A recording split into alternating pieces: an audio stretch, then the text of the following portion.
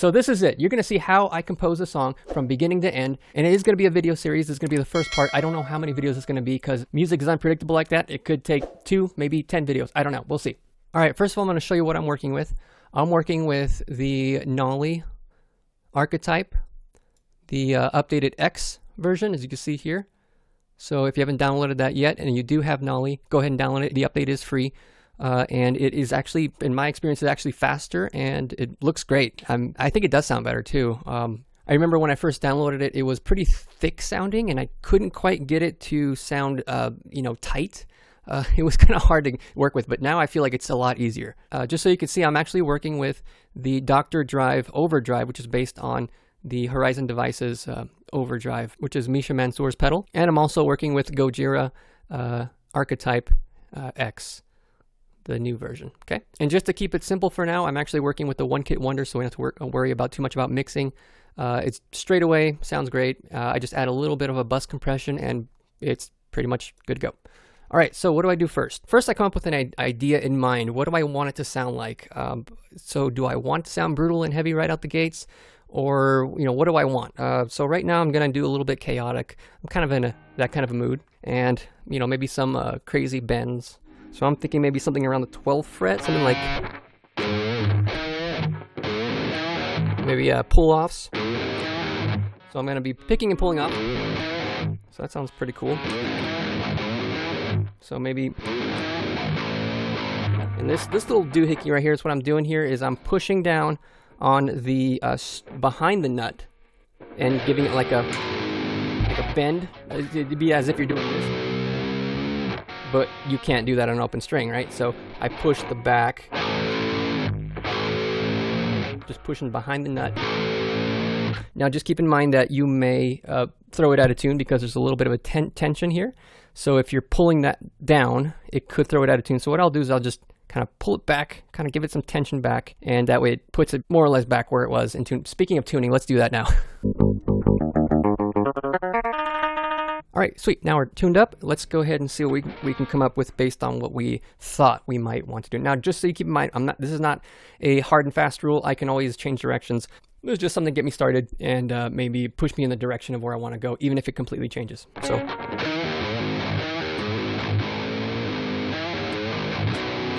So there's just kind of a power chord here, maybe. We'll see. But right now, I'm just kind of deciding where I want that root note to be. So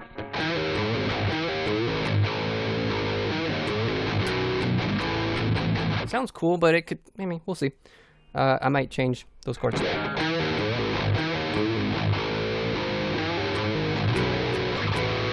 So maybe like...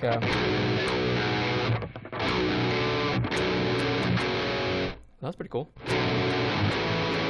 Okay, so we have, I think they're 9th chords. Don't quote me on that. And then this pinky here on the 3rd string down. Oh, by the way, I'm in E flat tuning with 7th string, so it's going to be A flat, E flat, And then this one over here is going to be, and then this one way over here.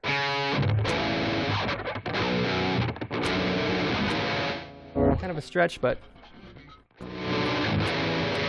okay, so from the beginning.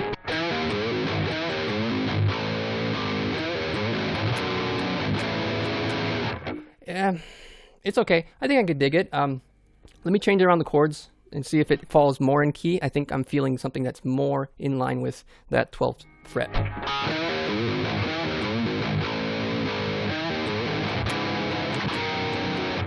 That sounded like it falls into the idea more. So let's use that. And now let's go back to our drums. From there, I don't even record it yet. I should probably. And now if I had to step away, I would record it, not do what I'm doing now. But because I know I'm going to record it pretty quick, and this is going to actually help me to solidify that rhythm. Bana, bana. So I'm going to find the tempo using the clicker. Yeah, it's pretty good. So we are at 160. We'll start on a measure here. Now I don't quite like to start at 0 here, way at the end, pushing this all the way back. I don't like starting there because it will chop off my transient, especially if I'm just a little early. So I like to pull it back and give me some space to work with here. So let's get into our drums. So it's donna donna. So right there, don don. Okay, as you can see here, these are a little loud. Don't like to have them too loud. Let's go ahead and maximize this. Okay, here we go. Dun dun dun dun. Here we go. Cool. Probably open up with crash. This can always change, but this just for now, just so I can get the feel. Probably put a snare there, snare here. What am I feeling? So I'm feeling like maybe halftime feeling crashes. Bring this one down. I like to hit this one on the snare a little harder. As a drummer myself, I feel like I hit the crash harder when I hit the snare. So I just feel like it feels better. The same thing with hi-hat, same thing with right. I put the downbeats I hit harder with my right hand. So I feel like it just comes across as more of a realistic drummer. All right, let's see if that works with the rhythm. Going to turn up the drums a little bit. They are kind of low. Here we go.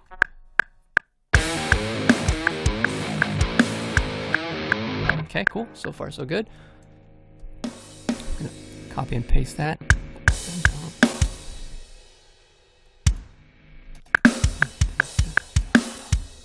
Da, da, da, da, da, da. Da, da, da, da, da. Wait. Da, da, da, da. Okay, cool. So that should be pretty close. I'm going to take off this crash here. Okay, so let's double that again so we have some room to work with, so we can keep trying it over and over. And the reason I copied it again, so I can keep playing and maybe come up with something different or keep it the same if I really like it. Here we go.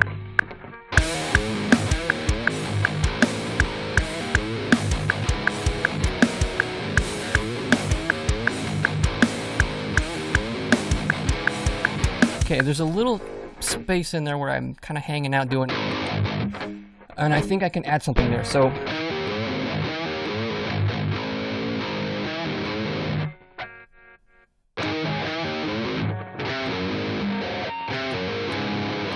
see that little, that's a little bit of chaos in there. It's just a little bit of a passing tone, passing notes. It's a little out of key, but it's so brief that it doesn't feel like it's changing the whole key. And it's pretty easy to do because it's already on my way down.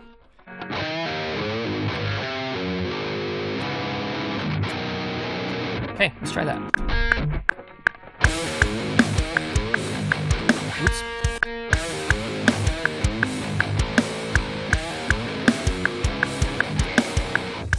I mean, it's not the greatest riff in the world, but it's a start. Sometimes these riffs lead to other riffs that end up better, and then I can just cut this one out and, you know, make the song the best that it can. But this is my springboard, my foundation.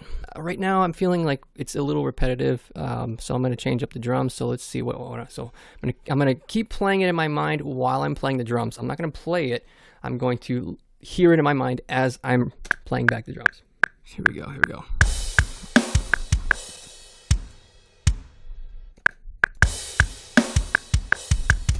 Okay, right there, I think I want to crash. Pull that one back. Yeah, I think I want to change that crash. Here we go.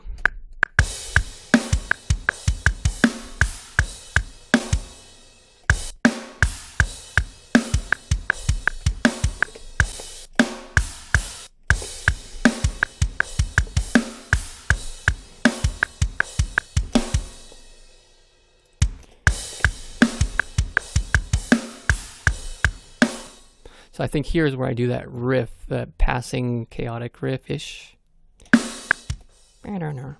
So maybe a ride bell. Let's see what that sounds like. Dum bum bum bum bum bum. And maybe a step. See what that sounds like. And then I think here I need a little accent, like I'm starting a new. That's where I do the chords. Dun, dun, dun. Okay, here we go. Dun, dun, dun, dun, dun. And maybe pull that crash back so it's on the upbeat. Dun, dun, dun. And then I think I want another upbeat right here just to kind of fill that in. Let's do the left crash here. So that left crash is actually this one right here. It's way beat up, but It kind of sounds like a trash crash or an ozone crash or one of those weird things.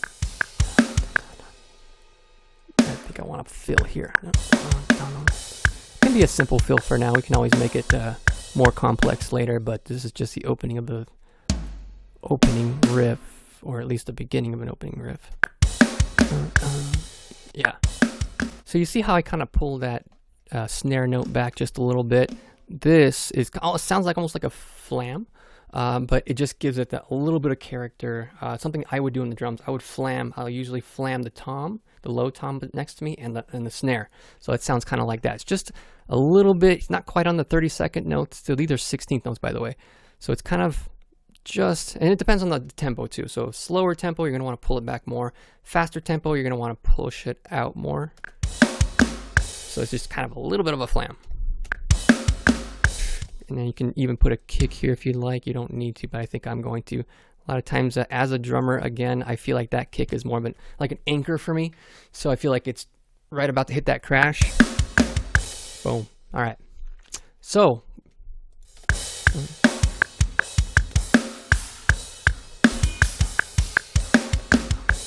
Okay, cool.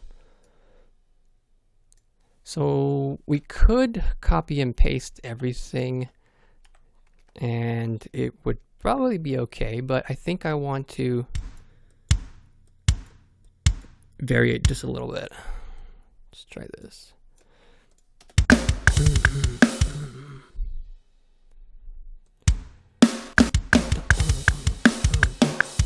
Nah, I don't think I like that there.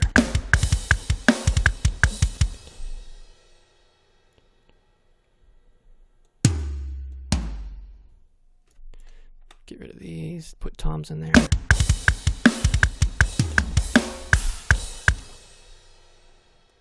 Maybe add some more kick in here, 8th note kicks.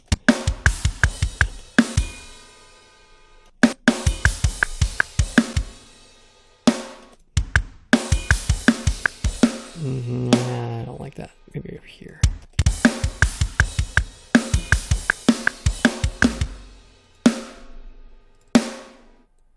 Put maybe this. Flams, put snare flams right after the other 8th notes there, flams, and try that, the last part of that.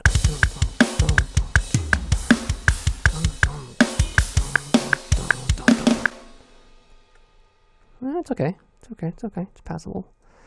I can always come back to it later if I feel like. I can always come back to it later if I feel like it needs some changing. But let's go ahead and record the riff over it and see what it sounds like.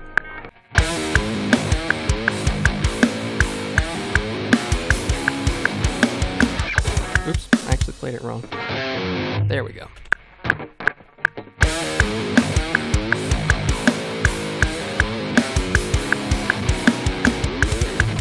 Okay, right there. Now here's the thing. I am okay with not being able to play this live. I'm a recording artist. I don't play live. I have played live before, but because I don't really plan on playing this live, it sounds great. It's not something that I could probably play live, and I'm okay with that. But if you are going to play live, it might be something to think about. Can you actually transition back into the beginning of that riff if you are going to repeat the riff or into your next riff? So let's see what that sounds like.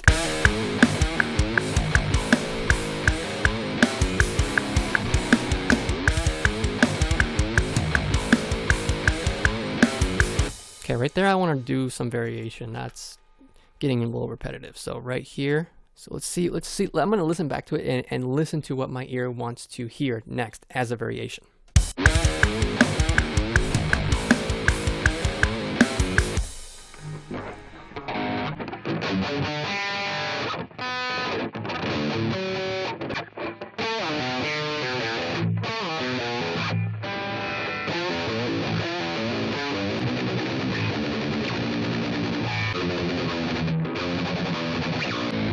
Okay. It's okay. It's okay.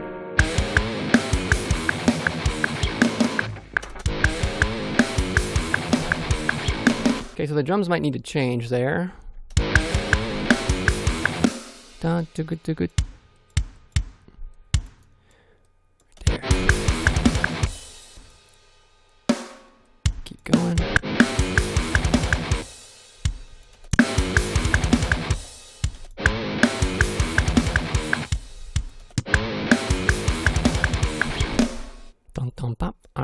we'll do another tom snare flam. Maybe right here we can add some ride and stack. How about stack and ride?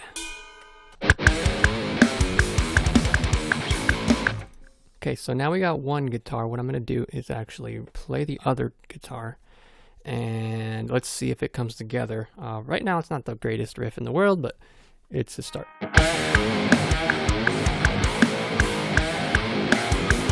Ooh, that sounded cool. I messed up.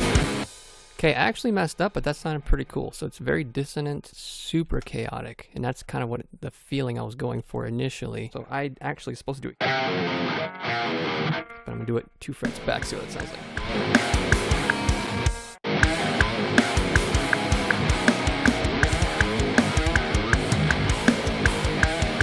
You know what? I'm gonna change it too. I'm gonna change that little chaotic riff on the second time around, because I think it gets just a little repetitive.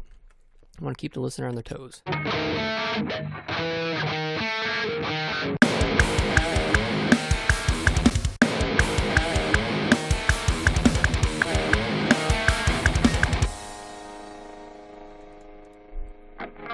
see if I can remember what I did here. A third, so I'll go 1, 2, 3. That's a third.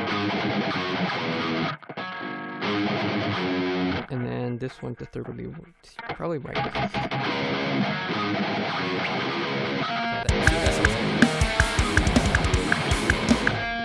Well, it's okay. It probably sounds better if I do it here.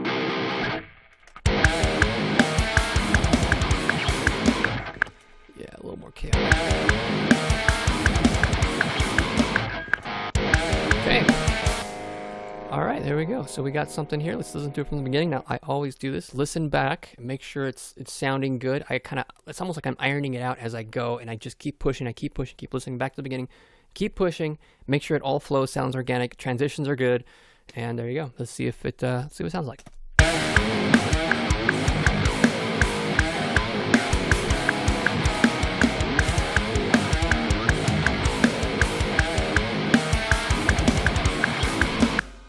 Okay, not bad, considering I didn't think it was going to turn out this great, this good. It's not terrible, but it's something I can work with. And what I could do that might make it sound better is to add harmonies, and this might actually push it further, sound deeper, thicker, and might make me even more excited about this, because it's probably about a 6 when it comes to riffs, from 1 to 10. So maybe adding a little background guitar might push it to a 7 or an 8. Let's see.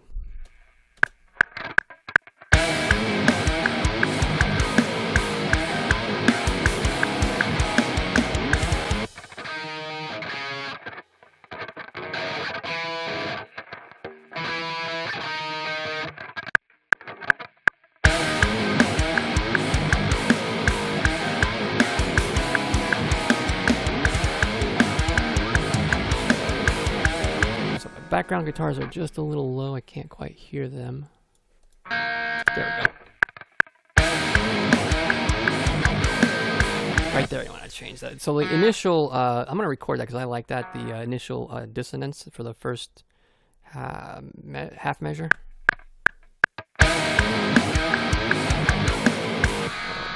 First measure, I should say.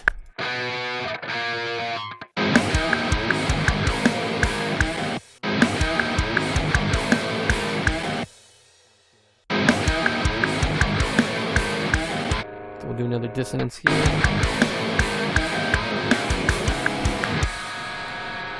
Right there, I want to go silent just because I want these guitars to jump out, and I don't want to be distracting. So those are the octave chords based on the...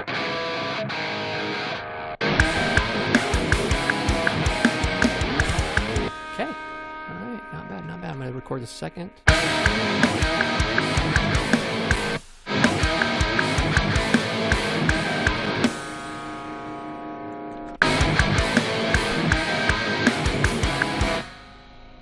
Cut that out. Go here.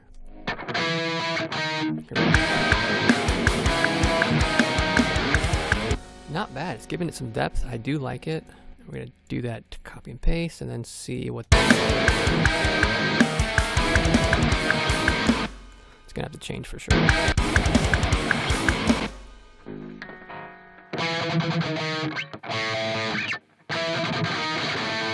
Yeah, we can do that.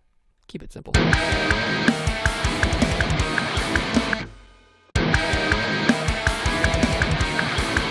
Background guitars are a little loud now, so I'm going to just bring them down just a little bit. So I push a control click, and this helps me to fine tune that volume. Instead of going so fast when I'm pulling down the mouse, control click and it'll go slower, and it'll help me fine tune that level.